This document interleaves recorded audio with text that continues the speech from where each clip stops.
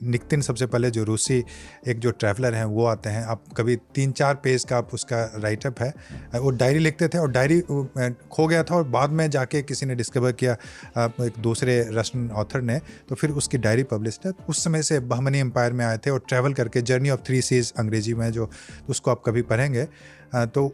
उसमें से शुरुआत होती है। और उसके बाद क्या हुआ था कि ब्रिटिश का टाइम था, तो ब्रिटिश टाइम में क्या हुआ कि रूस में जारिस्ट एम्पायर था और जारिस्ट एम्पायर एक बहुत बड़ा थ्रेट के रूप में था जो ब्रिटिश एम्पायर है उसके लिए। उसको लगता था कि जो रूस है जिस ढंग से सेंट्रल एशिया के देश को आ गया है तो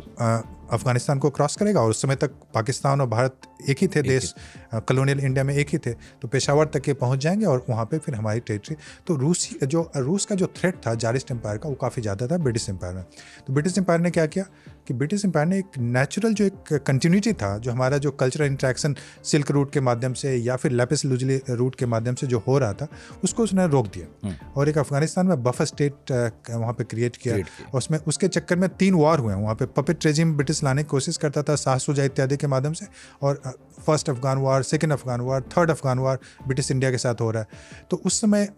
जो ब्रिटिश हैं उन्होंने जो नेचुरल इंट्रैक्शन था वो होने से रोक दिया, क्योंकि उसको रूस का इन्फ्लुएंस यहाँ पे रोकना था। उसके बाद क्या हुआ, वहाँ पे बोल्शेविक आ जाते हैं रूस में, और बोल्शेविक जो रिवोल्यूशन होता है तो उससे रूस को और भी ज़्यादा डर लगने लगा। उसको लगा कि जो कम्युनिस्ट आइडियाज़ हैं ये भारत में स्प्रेड हो गए, इंग्लैंड को लगने लगा डर, ब्रिटेन को, आप रूस बोले, हाँ ब्रिटिश एम्पायर को, माफ़ कीजिएगा, बिल्कुल बिल्कुल। तो ब्रिटेन का जो एम्पायर था, जो ब्रिटिश एम्पायर था इंडिया में, तो उसको काफ़ी वहाँ पे डर लगने लगा।